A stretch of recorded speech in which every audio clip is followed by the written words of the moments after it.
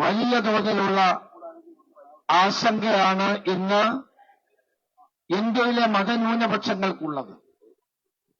കന്യാസ്ത്രീ അമ്മമാർ, അതോടൊപ്പം തന്നെ പുരോഹിതന്മാർ നമ്മുടെ രാജ്യത്തിന്റെ വിവിധ മേഖലകളിൽ വലിയ തോതിലുള്ള സേവന പ്രവർത്തനം നടത്തുന്നവരാണ്.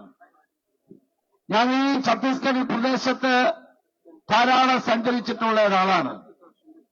നമ്മൾ ആലോചിക്കേണ്ട ഒരു കാര്യം, അവിടെ ഓരോ സ്ഥലങ്ങളിലും ദുർഗാണെങ്കിലും, രാജ്നാഗാവാണെങ്കിലും, കാങ്കേർ ആണെങ്കിലും, ബസ്തർ ആണെങ്കിലും ഈ പ്രദേശങ്ങളിലൊക്കെ ഏറ്റവും പാവപ്പെട്ട ആളുകൾ ജീവിക്കുന്ന പ്രദേശങ്ങളാണ്. ആദിവാസി സമൂഹമടക്കമുള്ള പീഡിതരും ദുഃഖിതരുമായ ജനങ്ങളുടെ ഇടയിലാണ് നമ്മുടെ കന്യാസ്ത്രീ അമ്മമാർ പോയി പ്രവർത്തിക്കുന്നത്. അത് മതപരിവർത്തനമാണെന്ന് പറയുന്നത് തലയ്ക്ക് വെളിവില്ലാത്ത ആളുകളാണ്. അത് മതപരിവർത്തനമല്ല, സേവന പ്രവർത്തനമാണ്, ജീവകാരുണ്യ പ്രവർത്തനമാണ്. ഈ രണ്ട് സഹോദരന്മാരുമായി പോയ ഇവരെ ദുർഗ് റെയിൽവേ സ്റ്റേഷനിൽ വെച്ച് അറസ്റ്റ് ചെയ്തു. അവരുടെ വീട്ടുകാർ തന്നെ പറയുന്നു ഇവർ ജോലിക്ക് പോയതാണെന്ന്. ഇവിടെ എവിടെയാണ് മതപരിവർത്തനം ഉണ്ടായത്? എവിടെയാണ് നിർബന്ധിതമായ ആരാധനകളിലേക്ക് അവരെ കൊണ്ടുപോയത്?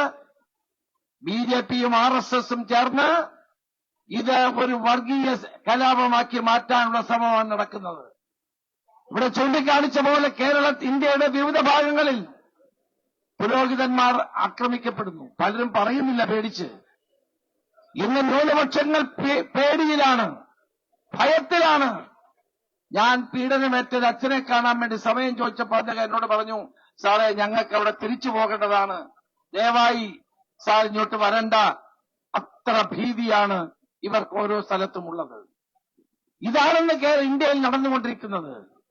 ഒരു ഭാഗത്ത് നരേന്ദ്രമോദി ക്രിസ്തുമസ് ആഘോഷിക്കുമ്പോൾ അനുയായികളെ ഇളക്കിവിട്ട് ഈ മതന്യൂനപക്ഷങ്ങളെ പീഡിപ്പിച്ചുകൊണ്ടിരിക്കുന്നു.